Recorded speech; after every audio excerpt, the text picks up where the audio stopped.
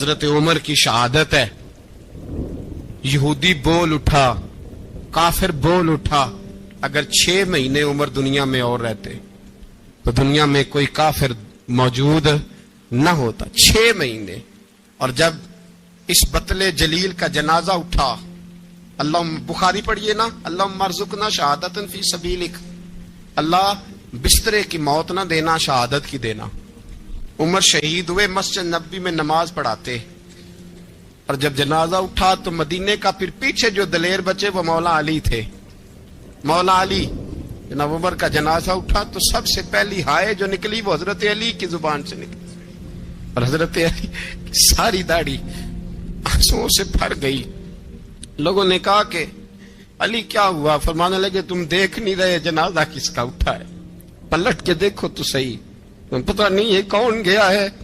کہ حضور کیا ہوا؟ آپ فرمانے لگے عمر اس طرح کے کام کر کے گیا ہے, اب ان کے رستوں پہ کون چلے گا؟ کون اس کے جگر راہ وفا میں نقش ایسے چھوڑ آیا ہوں, میں جس منزل سے گزرا ہوں وہ اب تک یاد کرتی ہے. حضرت علی حضرت عمر کے جنازے پہ کھڑے ہو کے کہتے ہیں اللہ مجھے اس طرح کے عمل کرنے کی توفیق دے جس طرح کے عمر کر کے گیا. میرے بھائی, بطل عزیز, بطل حریت حضرت عمر رضی اللہ تعالیٰ عنہ, جو اپنی زندگی انقلاب والی گزار کے گئے. عمر جب دنیا سے گئے تو 80 دینار کا قرضہ تھا, 22 لاکھ مربع میل کا حکمران, اور اپنے بیٹے سے کہنے لگے بیٹے کوشش کرنا تیرے خاندان والے مل کے میرا قرضہ اتار دے, میری قبر پہ بوجھ نہ رہے, اور اگر خاندان والے مدد نہ کریں تو میرے دوستوں سے بات کرنا, وہ مدد نہ کریں تو پھر علی سے بات کرنا. ان کا پیار آپس میں اتنا, اور تو اختلاف ثابت کر رہا ہے. 80 دینار کا قرضہ چھوڑ کر حضرت عمر دنیا سے گئے, اور جاتی دفعہ کہہ گئے میرے بعد میرے بچوں کو حکومت کے مشورے میں بھی شامل نہ کرنا, حکومت کے مشورے میں بھی میری اولاد شامل نہ ہو. اتنا بڑا شخص اتنا بڑا رنگ دے کے 1 محرم کو جب عمر فاروق کا وصال ہوا تو بیٹے سے کہنے لگے اماں عائشہ سے جا کے کہو میرا بھی نبی پاک کے روزے میں دفن ہونے کو دل کرتا ہے. ایک قبر کی جگہ ہے اماں جی نے اپنے لیے رکھی ہے, بخاری ہے بخاری. حضرت عائشہ کے پاس صاحبزادے گئے, کہنے لگے اماں جی عمر کو زخم لگ گیا ہے, حالت بڑی پریشانی والی ہے. وہ کہتے ہیں اگر اماں اجازت دیں. سید عائشہ رو پڑی, فرمانے لگی کہ اپنی قبر کی جگہ تو نہیں نہ کسی کو دیتا, پر عمر نے کمال ہی بڑا کیا. اسے کہو جاؤ گنبد خضرا میں قیامت تک جو مصطفیٰ پہ اور ابو بکر پہ سلام پڑے گا وہ تجھ پہ بھی سلام پڑھ کے جائے گا, جاؤ میں نے جگہ دی. اعلیٰ حضرت فاضل بریلوی رحمت اللہ علیہ فرماتے ہیں وہ عمر جس کے آداب شیدہ شکر, اس خدا دوست حضرت پہ لاکھوں سلام, اس خدا دوست حضرت پہ. آپ یقین کریں ممبر پہ بیٹھا ہوں, حضرت عمر کا جب نام لیتا ہوں تو میرے وجود کے رونگٹے کھڑے ہو جاتے ہیں. حضرت عمر کی زندگی جب پڑھتا ہوں تو لگتا ہے خدایا ایسے شخص بھی دنیا میں آئے. کہ حضرت عمر رضی اللہ تعالیٰ عنہ کا آج یوم شہادت ہے. میرا تو دل کرتا تھا کہ فجر سے باتیں شروع ہوں اور سارا دن ہی عمر کی باتیں ہوتی رہیں, سارا دن جناب عمر کی باتیں, سارا دن. اس لیے کہ ذکر جناب عمر کا ہوگا پر راضی اللہ کے رسول ہوں گے. میرے رسول پاک علیہ السلام سب کے لیے ہی دعا مانگتے ہیں نا, حضور کی دعا عام ہے, لیکن مصطفیٰ کریم نے کعبے کا غلاف تھام لیا اور غلاف کعبہ کو حضور نے سینے سے لپٹایا اور سینے سے چمٹا کے کہا اللہ میں نے تو کبھی سوال ہی زیادہ نہیں کیے, میں کرنے آیا ہوں, مجھے عمر دے دے, عمر دے دے. حضور نے مانگ کے لیا. اور پھر جب جس کو حضور مانگے اللہ سے, حضرت عوف بن مالک اشجعی ایک صحابی ہیں. حضرت عوف بن مالک رضی اللہ تعالیٰ عنہ فرماتے ہیں کہ جناب ابو بکر صدیق کا زمانہ تھا تو میں نے خواب دیکھا, میں نے خواب میں جناب عمر کو دیکھا, اور میں نے دیکھا کہ کوئی کہنے والا کہہ رہا ہے کہ عمر وہ ہے کہ اللہ کے رستے میں کوئی اسے جتنا مرضی برا بھلا کہے یہ پرواہ نہیں کرتا. کس کے رستے میں؟ بولے سارے. اس کا مطلب ہے اللہ کے رستے میں لوگ برا بھلا بھی. قرآن مجید نے کہا وَلَا يَخَافُونَ لَوْمَةَ لَائِمٍ, کچھ لوگ ایسے ہیں جو برا بھلا کہنے والوں کی پرواہ نہیں کرتے. اور دوسری بات میں نے یہ دیکھی کہ عمر خلیفہ بنے گا، اور تیسری بات میں نے خواب میں یہ دیکھی کہ عمر شہید بھی کیا جائے گا، عمر شہید بھی ہوگا۔ یہ میں نے 3 باتیں خواب میں دیکھی۔ فرماتے ہیں میں نے آ کے خواب حضرت ابو بکر صدیق کو سنائی، وہ خلیفہ تھے۔ وہ کہنے لگے ٹھہر جا، میں عمر کو بلاتا ہوں، اس کے سامنے دوبارہ سنانا، اس کے سامنے۔ فرماتے ہیں میں نے بلایا حضرت عمر فاروق کو، آ کے بیٹھے، خواب شروع ہوا۔ کہ ایک بات تو میں نے یہ دیکھی کہ آپ ملامت کرنے والے کی پرواہ نہیں کرتے، دوسرا آپ خلیفہ بنے گے۔ جناب عمر کہنے لگے چپ کر، ابو بکر کے سامنے ہی کہہ رہا ہے، چپ کر، خلیفہ کے سامنے ہی کہہ رہا ہے۔ تو حضرت ابو بکر صدیق کہنے لگے عمر اسے کہنے دو، مجھے لگتا ہے رب کی رضا یہی ہے کہ میرے بعد اگر مصطفیٰ کا منبر ملے تو عمر کو ملے، اسے کہنے دو، کہنے دو۔ حضرت عمر رضی اللہ تعالیٰ عنہ کو تیسری بات کہی۔ حضرت عوف بن مالک نے کہا آپ شہید کیے جائیں گے، میں نے خواب دیکھی ہے۔ نیک لوگوں کے خواب بڑی حد تک سچے ہوتے ہیں۔ کہا میں نے خواب دیکھی ہے۔ تو حضرت عمر کہنے لگے شہید تو دلیر لوگ ہوتے ہیں، شہید تو دلیر، جسے سارا زمانہ دلیر کہہ رہا ہے وہ اپنے بارے میں کیا کہہ رہا ہے؟ کہتے ہیں شہید تو دلیر، میں تو کاہل سا آدمی ہوں، سست آدمی ہوں، میں تو اتنا کام ہی نہیں کرتا، تو یہ خواب تو نے جو ٹھیک ہے دیکھا ہے نا، پھر سے دیکھنا۔ تو ابو بکر صدیق فرمانے لگے عاجزی نہ کر، انکساری نہ کر، تو جو کہہ رہا ہے ٹھیک کہہ رہا ہے، لیکن مجھے سن کے شکر بھی ہوا ہے اور افسوس بھی ہوا ہے۔ افسوس اس بات کا کہ تیرے جیسا بطل عظیم چلا جائے گا، اور شکر اس بات کا کہ رب تجھے زندگی بھی اعزاز والی دے گا، اور شہادت کی موت دے کے اللہ تجھے موت بھی عزت والی عطا فرمائے گا۔ اللہ موت بھی تجھے عزت والی دے گا، تجھے کاہلوں جیسی موت اللہ۔ حضرت فاروق اعظم رضی اللہ، او بھائی یہاں تو اس زمانے کا سب سے بڑا مسئلہ پروٹوکول ہے۔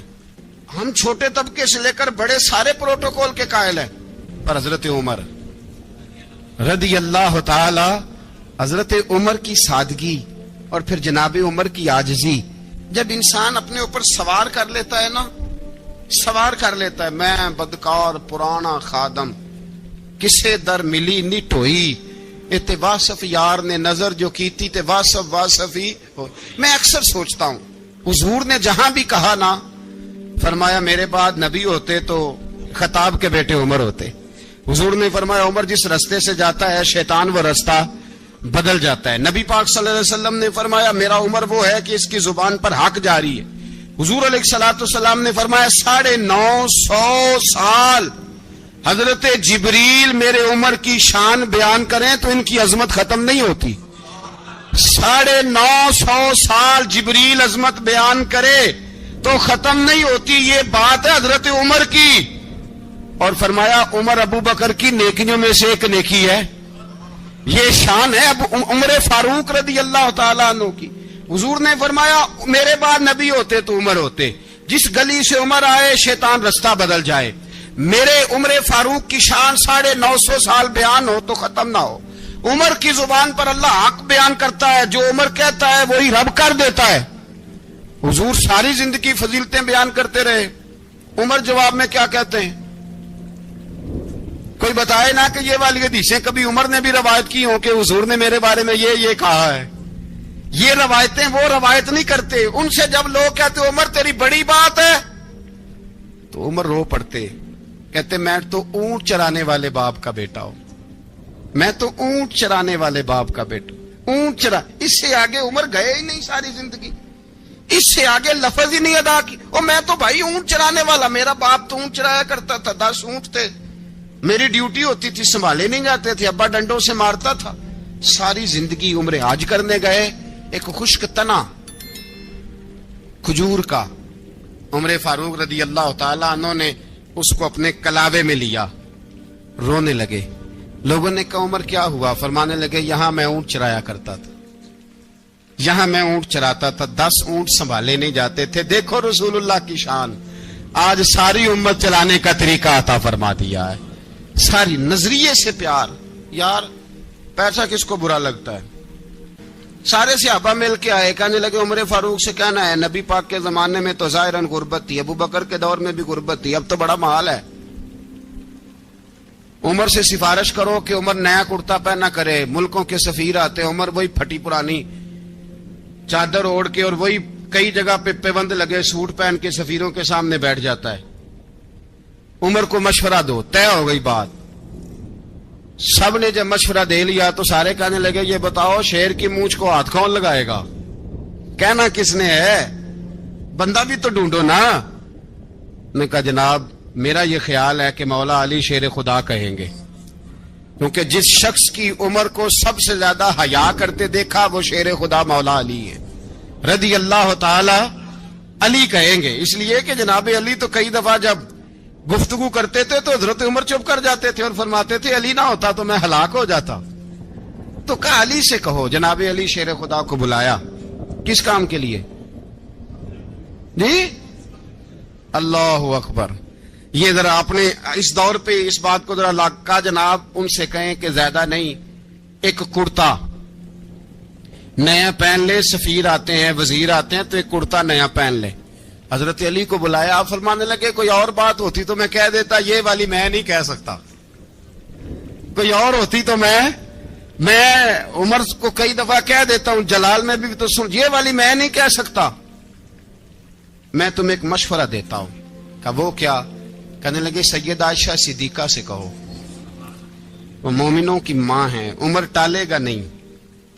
اماں جی سے جا کے کہا اماں جی نیا کرتا عمر سے کہیں پہن لیں. وزیر آتے ہیں, بڑے بڑے لوگ, تو چلو کوئی حرج نہیں. اماں جی نے کہا اچھا کوئی بات نہیں میں بلا لیتی ہوں. جناب عائشہ نے پیغام بھیجا. جب خادم نے کہا نا مصطفیٰ کے گھر سے پیغام آیا ہے, تو 20 لوگ بیٹھے تھے. عمر کانپتے ہوئے اٹھے, کانپتے دوڑے. حضرت عائشہ پردے میں تھی تو فرماتی ہیں عمر اتحیات کی حالت میں بیٹھ گئے. کہا اماں جی دیر تو نہیں ہو گئی مجھے آنے میں؟ کہا نہیں ٹائم پہ آ گئے ہو. کس لیے بلایا تھا؟ کہا عمر دیکھو غربت کے معاملات اور ہوتے ہیں, جب اللہ آسانی دے تو کوئی چیز استعمال کرنا حرام نہیں ہوتی, اگر حرام ہے تو بتاؤ. کہا نہیں اماں جی حلال ہی ہے. تو فرمایا پھر اتنے سفیر آتے ہیں, مشیر آتے ہیں, اب تو مال غنیمت بڑا آتا ہے, ڈھیر لگ جاتے ہیں مسجد میں, تو چل ایک نیا کرتا تم بھی پہن لیا کرو. اور آپ نیا کرتا پہنو گے تو دھاک بیٹھے گی غیروں پر. تو صحابہ کا مشورہ ہے کہ آپ نیا لباس پہنے. اماں جی کہتی ہے میں نے حکم دیا تو عمر چپ کر گئے, گردن جھک گئی. تھوڑی دیر کے بعد سیدنا عمر فاروق نے سر اٹھایا تو داڑھی پہ آنسو گر رہے تھے, رو پڑے. کہنے لگے پاک محبوب کی پاک بیوی جیسے حکم کرتی ہو میں حاضر ہوں, پر مجھے وہ والا لباس پہنانا جو میرے مصطفیٰ نے پسند فرمایا ہے. اگر یہ رنگ رسول پاک کا ہے تو میں حاضر ہوں, اور اگر نبی پاک کا نہیں تو پھر جیسے آپ حکم کریں. جناب عائشہ کہتے ہیں عمر روئے تو میں زیادہ روئی, میرا پلو بھیگ گیا آنسوؤں سے. میں نے کہا عمر آپ جائیے. عمر یوں نکلے تو جو صحابہ کھڑے تھے وہ کونے میں تھے, سارے آ گئے. کہا اماں جی کیا بناؤ؟ فرمایا بھائی تم سب جو باتیں کہتے ہو وہ اپنی جگہ ٹھیک ہیں, پر عمر جو بات کرتا ہے وہ سب سے زیادہ ٹھیک ہے. عمر جس پہلو پر بات کرتا ہے وہ یار ایسی عاجزی, ایسا رنگ, ایسا انداز, ایسا طرز حیات, ایسی زندگی. اولاد کے معاملے میں لوگ بزدل ہو جاتے ہیں, بزدل. پر حضرت عمر کا بیٹا مصر گیا, وہاں سے کمائی کر کے لایا, تجارت کرنے گیا, لاکھوں کا مال. کون سا باپ ہے دنیا میں جس کا بیٹا بعد سے پیسے لے کے آئے تو ابا تفصیل پوچھے کہ بیٹا کہاں سے کمائے, کہاں سے لایا, کتنے ملے, کیوں آئے؟ کون سا باپ تفصیل پوچھتا ہے؟ ابا تو کہتا ہے لا صحیح, اور تعریفیں کرتا ہے میرا بیٹا بڑی کمائی کرتا ہے. کبھی پوچھا ہے اس سے کہ ڈیوٹی صحیح دیتا ہے کہ نہیں؟ کبھی پوچھا ہے کہ تو ایمانداری کی روزی لاتا ہے کہ حرام کی کماتا ہے؟ یہ باپ کی ذمہ داری ہے, یہ اماں کی ذمہ داری ہے. پھر کہتا ہے بیماری کیسے آ گئی, پریشانی کیسے آ گئی, تو نے کبھی سوال کیا اپنی اولاد سے؟ حضرت عمر فاروق رضی اللہ تعالیٰ عنہ کا بیٹا مصر سے پیسے کما کے لایا تو جناب عمر نے بلایا, فرمایا بیٹے اتنی تو تیرے پاس راس ہی نہیں تھی, تھوڑے سے تو پیسے لے کے گیا تھا, اتنی کمائی کیسے ہو گئی؟ اتنے تو پیسے نہیں تھے صاحب, کہاں سے کمائی لائے؟ اس نے کہا ابا جی وہ جو میرے چچا ہے نا مصر کے گورنر, آپ کے دوست, انہوں نے میری مدد کی ہے. فرمایا جتنے لوگ گئے تھے سب کی ہے مدد اس نے. کہا نہیں صرف میری کی. فرمایا تیری کیوں کی؟ تیری کیوں کی؟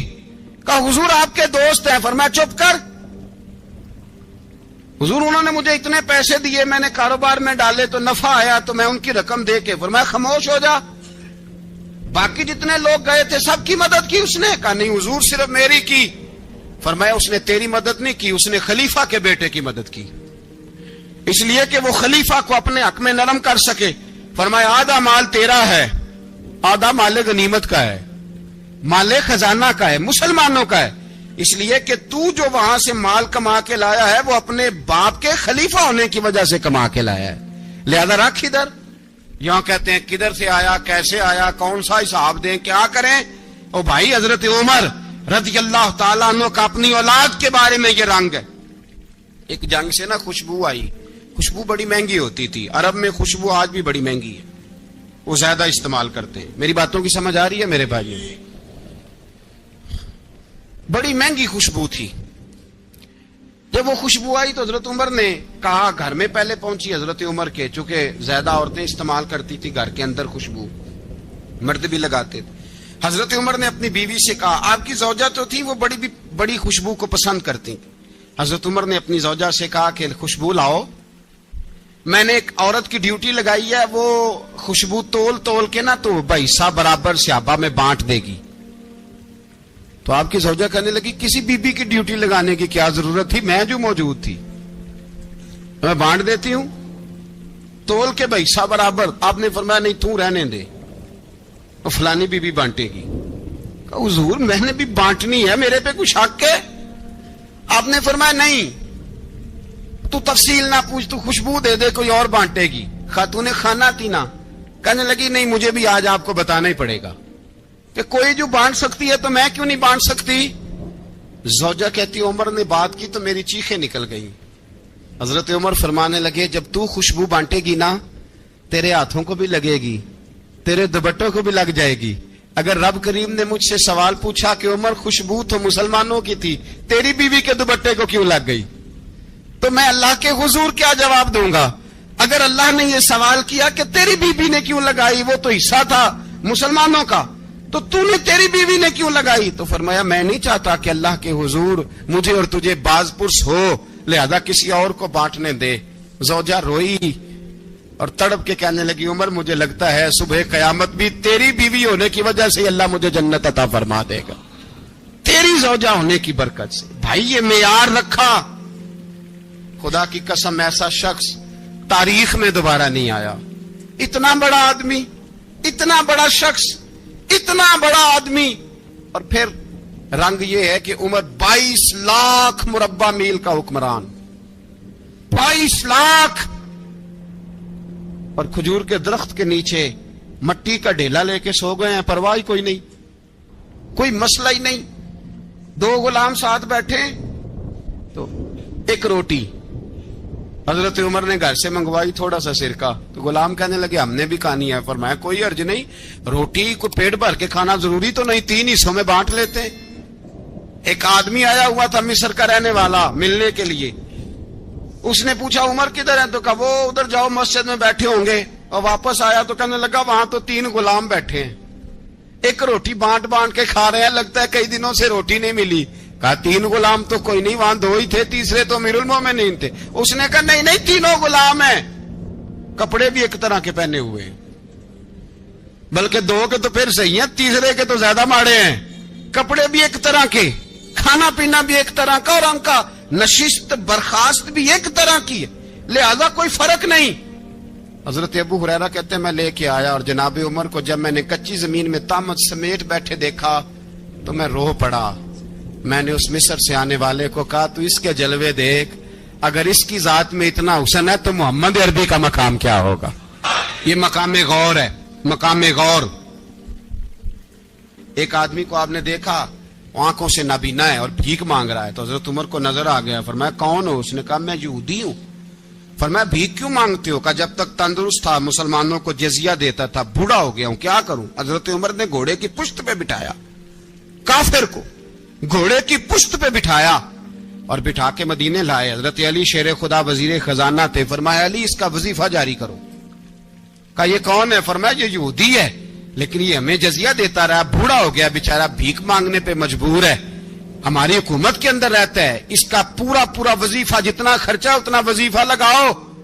حضرت علی کہتے ہیں میں وظیفہ لگا رہا تھا اور وہ میرے نبی کا کلمہ پڑھ رہا تھا، وہ رسول اللہ کا کلمہ پڑھ رہا تھا۔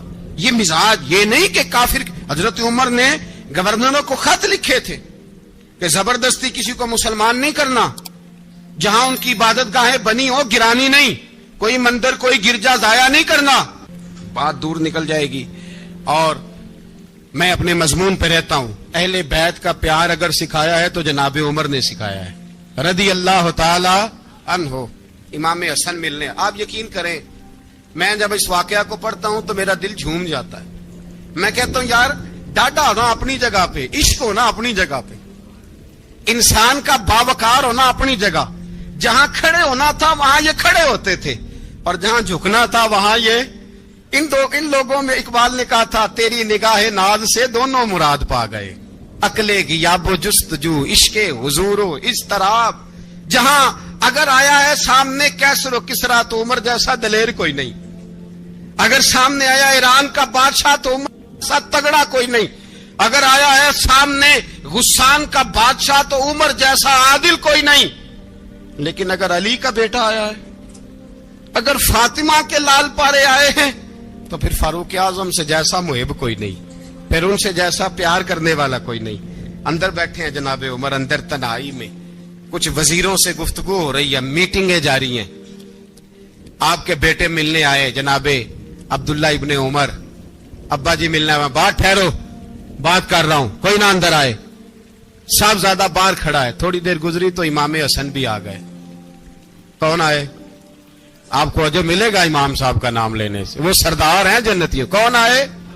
سارے بولیے امام حسن، تیری نسل پاک میں ہے بچہ بچہ نور کا، تو ہے نے نور تیرا سب گھرانہ۔ امام حسن آئے تو حضرت عبداللہ ابن عمر کو دروازے پہ کھڑے دیکھا، کہا امیر المومنین کہاں ہیں؟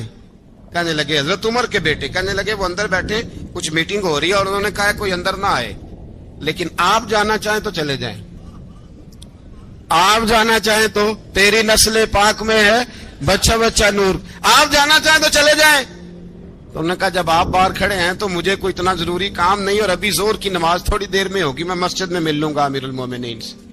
یہ بات کہہ کے امام حسن چلے گئے۔ یار اتنی بڑی بات نہیں تھی، اتنی بڑی بات نہیں تھی۔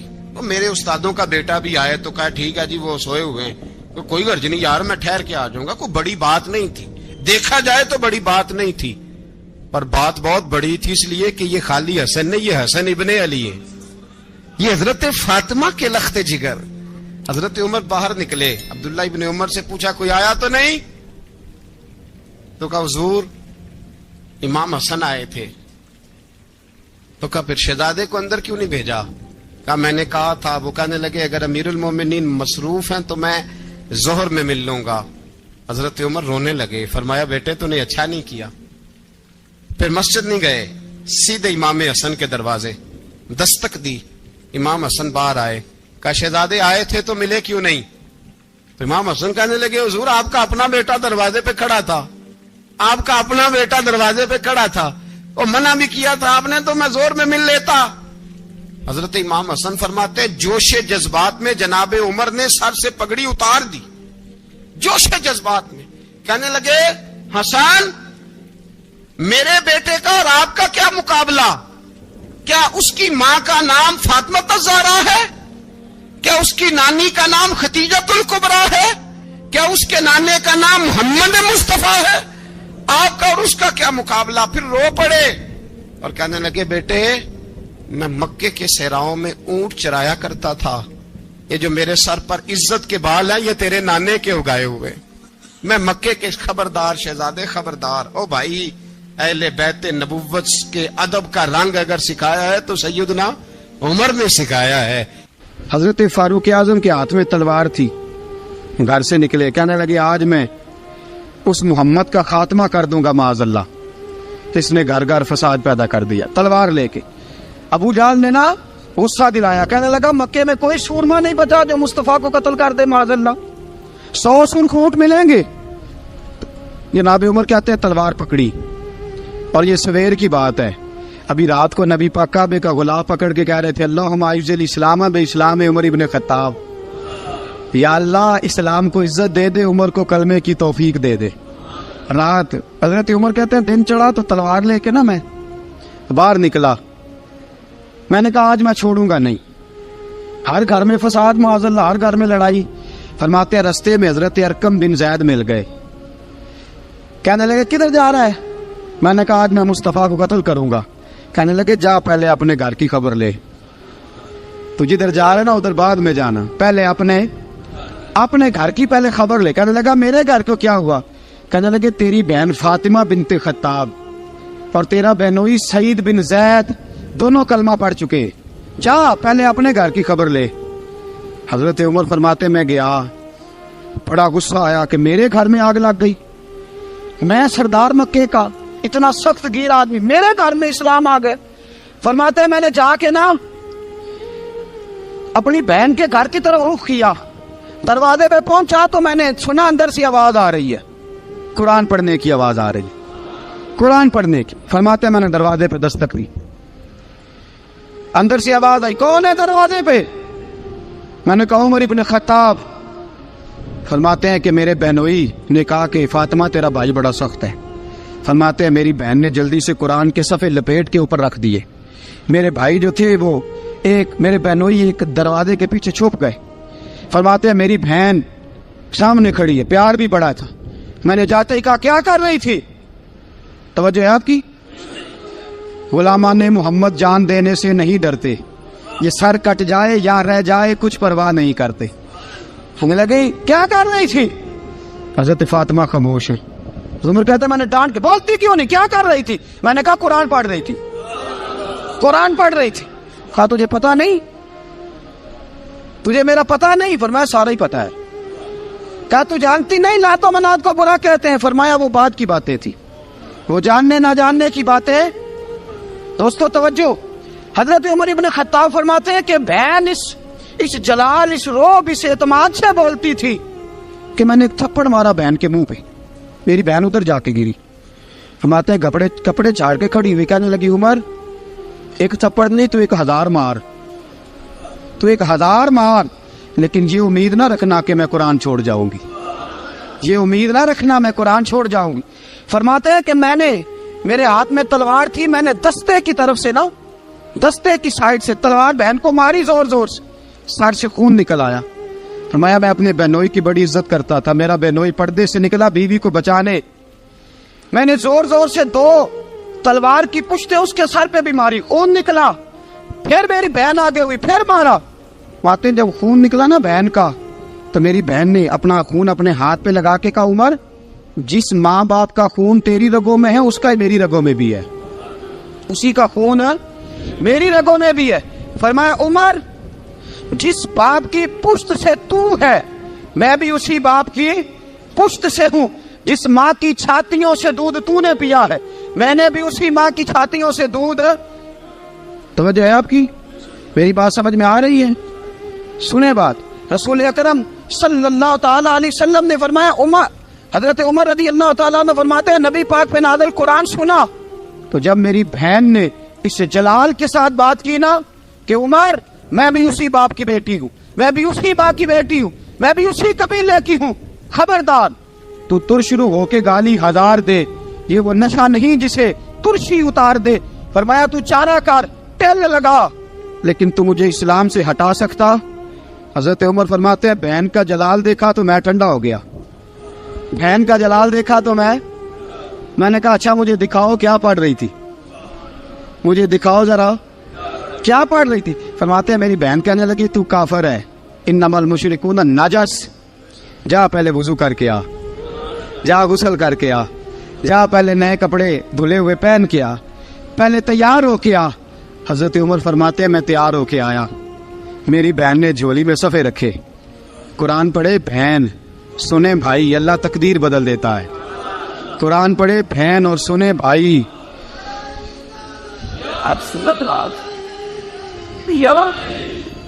قرآن پڑھے بھائی اور سنے بہن، اللہ تقدیر لیکن آج بہن بھائی قرآن تو سنتے سناتے ہی نہیں نا. یہ تو رواج ختم ہو گیا نا. وہ قوم جو کل لڑتی تھی ننگی شمشیروں کے ساتھ، وہ آج سینما دیکھنے جاتی ہے اپنی ہمشیروں کے ساتھ. معاذ اللہ، نعوذ باللہ، استغفر اللہ. ہمارا وہ حال نہیں رہا جو تھا.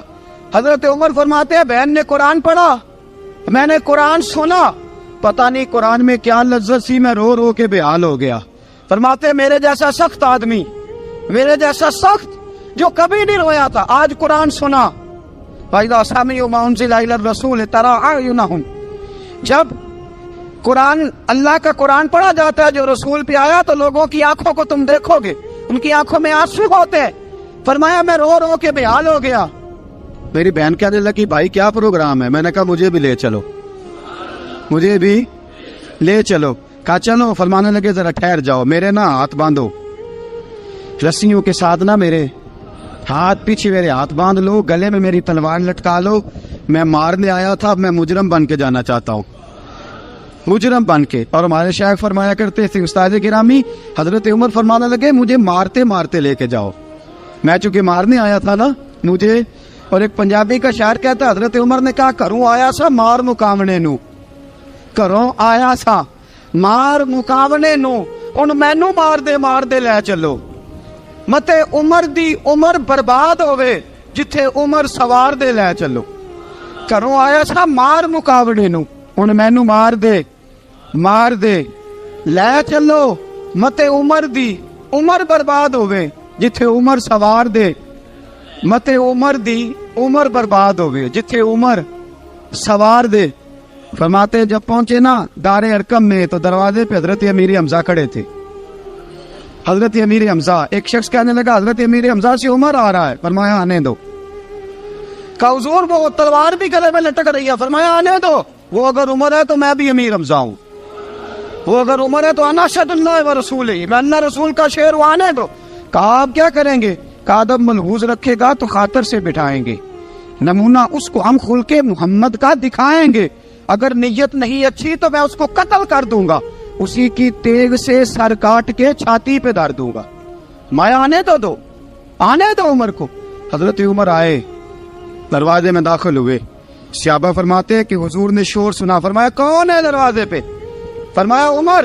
فرماتے ہیں حضور اٹھے تیزی سے، چادر گر گئی، چادر. حضور تیزی سے اٹھے، کھول دو دروازہ. حضور عمر کے گلے میں تلوار ہے. فرمایا پھاٹک کھول دو.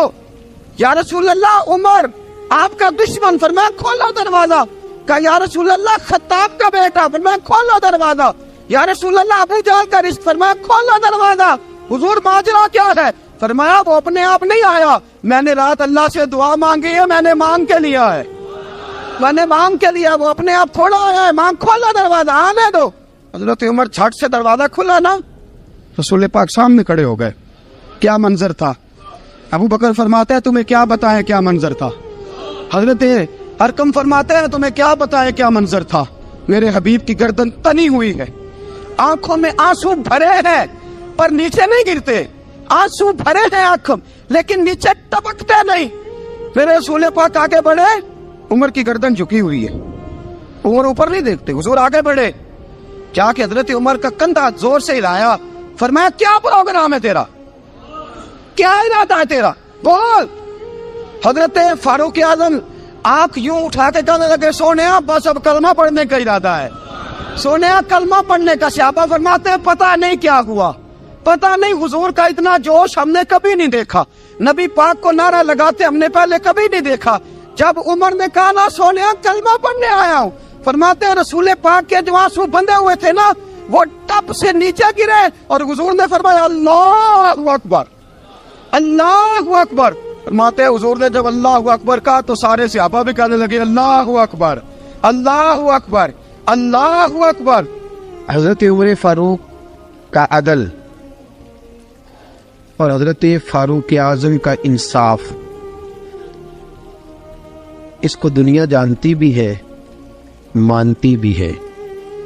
حضرت فاروق اعظم رضی اللہ تعالیٰ عنہ قاضیوں کا تقرر کرتے وقت سب سے زیادہ احتیاط کرتے تھے کہ بندہ کس قسم کا ہے، اس کا مزاج کیا ہے، معاشرے میں اس کا وقار کیسا ہے، اس حساب سے اس کو تقرر کرتے تھے قاضی کے لیے. اور کیا حال تھا حضرت زید بن ثابت رضی اللہ تعالیٰ عنہ کو آپ نے قاضی مقرر کیا، بعد میں معزول کر دیا۔ کیوں آپ نے معزول کیا ہے؟ تو حضرت عمر کہنے لگے اس کی وجہ ہے، ایک دن ایک شخص نے حضرت ابی بن کعب نے مجھ پر مقدمہ کیا، حضرت عمر پر مقدمہ کر دیا، تو فرماتے ہیں کہ میرے سامنے میں دیکھ رہا تھا، جب میں عدالت میں پہنچا تو زید بن ثابت نے میرا کھڑے ہو کے استقبال کیا، اور جب مدعی آیا ہے تو وہ بیٹھے رہے ہیں۔ تو میں نے کہا کہ جب آپ دونوں میں ملتے وقت انصاف نہیں کر رہے تو فیصلے میں کیسے انصاف کریں گے؟ آپ اس قابل نہیں کہ آپ کو قاضی بنایا جائے، معزول کر دیا۔ اگر میں بحیثیت مجرم، بحیثیت ملزم آیا ہوں، اگر آپ نے میرا کھڑے ہو کے استقبال فرمایا تو پھر مدعی کا تو زیادہ حق بنتا تھا، اور ہم پر اعتراض ہے کافر کا، وہ کہتے ہیں تم عدل نہیں کر سکتے۔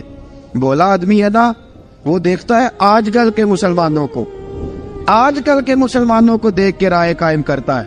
ہم اسے کہتے ہیں ہاں آج کل کے مسلمان نہ دیکھ، وہ جنہوں نے ڈائریکٹ نبی پاک کی نکاح سے فیض پایا تھا انہیں دیکھ، ڈائریکٹ جو رسول پاک کی نکاح کے فیض یافتہ تھے، عدل و انصاف سے بھر دی دنیا۔ حضرت فاروق اعظم، حضرت عمرو بن عاص مصر کے گورنر تھے، حضرت فاروق اعظم نے انہیں متعین کیا تھا۔ ان کے بیٹے کا مصر میں جھگڑا ہو گیا کسی عام آدمی کے ساتھ، گورنر کے بیٹے کا، اور گورنر کے بیٹے نے اس مصری کو، ایک عام آدمی کو درے مارے۔ تجھے پتہ نہیں میں گورنر کا بیٹا ہوں؟ مصری نے کیا کیا، گھوڑے پہ بیٹھا سیدھے مدینے آ گیا، سیدھا مدینے۔ حضرت فاروق اعظم کے در دولت پہ پشت سے کپڑا اٹھایا، پشت سے اس نے اپنے نشان دکھائے تو جناب عمر کی آنکھوں میں آنسو آ گئے۔ ایک عام آدمی ہے، جانتے کوئی نہیں، تمہیں رو پڑے، اتنا ظلم، اور میری سلطنت میں کوڑے برسے تیری پشت پہ، فوراً لے جا، جاؤ بلا کے لاؤ۔ حضرت عمر بن عاص اپنے بیٹے سمیت آئے، بڑی عدالت ہے۔ حضرت فاروق اعظم کے لفظ، فرمایا اس کو اس کی ماں نے آزاد پیدا کیا تھا، تو نے اسے کیوں غلام بنایا ہے؟ اس کی ماں نے آزاد جنا تھا، تو نے کب سے لوگوں کو غلام کا؟ بیٹے یہ کیا کہتا تھا؟ یہ کہتا تھا میں گورنر کا بیٹا ہوں، تجھے تو جانتا نہیں۔ فرمایا اب یہ بڑی عدالت ہے، کوڑا پکڑ اور اس گورنر کے بیٹے کی پشت پہ برسا، اور اسے کہہ تو گورنر کا بیٹا ہے، میں محمد کا غلام ہوں صلی اللہ تعالی علیہ وسلم۔ اسے بتا، اسے اب بتلا کہ تو گورنر کا بیٹا ہے نا، میں نبی پاک کا غلام ہوں، اور جو مصطفیٰ کے غلام ہوتے ہیں وہ سارے برابر ہوا کرتے ہیں۔ حضرت فاروق اعظم کا عدل، جناب فاروق اعظم کا انصاف، جناب فاروق اعظم رضی اللہ تعالیٰ عنہ۔ روم کا ایلچی آیا نا حضرت عمر فاروق کے پاس، تو وہ کہتا ہے میں پیغام لے کے آیا اپنے بادشاہ کا، اور میں سفیر تھا، میں بڑے ملکوں میں گیا، بڑے بادشاہ دیکھے، بڑے امیر دیکھے۔ حضرت فاروق اعظم رضی اللہ تعالیٰ عنہ کے دربار مجھے بھیجا گیا، جب پہنچا تو میں نے مسلمانوں سے کہا تمہارے بادشاہ کا دربار کہاں ہے؟ انہوں نے کہا نہ ہمارا بادشاہ ہے، نہ کوئی دربار ہے، نہ بادشاہ ہے، نہ کوئی۔ اچھا تو پھر وہ کدھر بیٹھتے ہیں؟ کہا یا مسجد میں ملیں گے یا اپنے جھونپڑے میں ملیں گے۔ تو کہا تمہارا بادشاہ بھی کوئی نہیں؟ کہا بادشاہ نہیں، ہم مومن ہیں، ہمارا ایک امیر ہے جسے امیر المومنین کہا جاتا ہے۔ وہ شخص کہتا ہے میں مسجد گیا، میں نے کہا عمر کدھر ہے؟ انہوں نے کہا جی ابھی نکلے تھے، ادھر ہی ہوں گے۔ میں نے کہا یہ کیسا بادشاہ ہے؟ کوئی کہتا ادھر ہوں گے، کوئی کہتا ادھر ہوں گے۔ یہاں تو صوبائی وزیر صاحب سڑک سے گزرے تو سارے روڈ 3 گھنٹے بلاک رہتے ہیں، اور یہ کیا چکر ہے کہ لاکھوں مربع میل کا حکمران، کوئی کہتا اس گلی میں گیا، کوئی کہتا اس گلی میں گیا، یہ کیسا بادشاہ ہے؟ کدھر ہے عمر؟ انہوں نے کہا یہی تھا۔ دوسرے سے پوچھتا جو وہ باغ کی طرف گئے، باغ میں گئے تو وہ ایلچی کہتا ہے میں نے باغ والے سے پوچھا کہ یہاں تمہارا امیر کدھر ہے؟ انہوں نے کہا وہ درخت دیکھ رہے ہو؟ کہا حضرت دیکھ رہا ہوں۔ اس درخت کے نیچے وہ ایک شخص جو سویا ہوا ہے نا، مٹی کا ڈھیلا سرہانہ بنا کے، وہ درخت کے نیچے مٹی کے ڈھیلے کا سرہانہ بنا کے جو بندہ سویا ہے وہی ہمارا امیر ہے۔ وہ سامنے حضرت سیدنا عمر فاروق کے پاس وہ بندہ جا کے کھڑا ہو گیا، وہ کہتا ہے کہ پسینہ گر گر کے نا مٹی کے ڈھیلے پہ گارا بنا رہا تھا، پسینہ گر گر کے مٹی کا ڈھیلا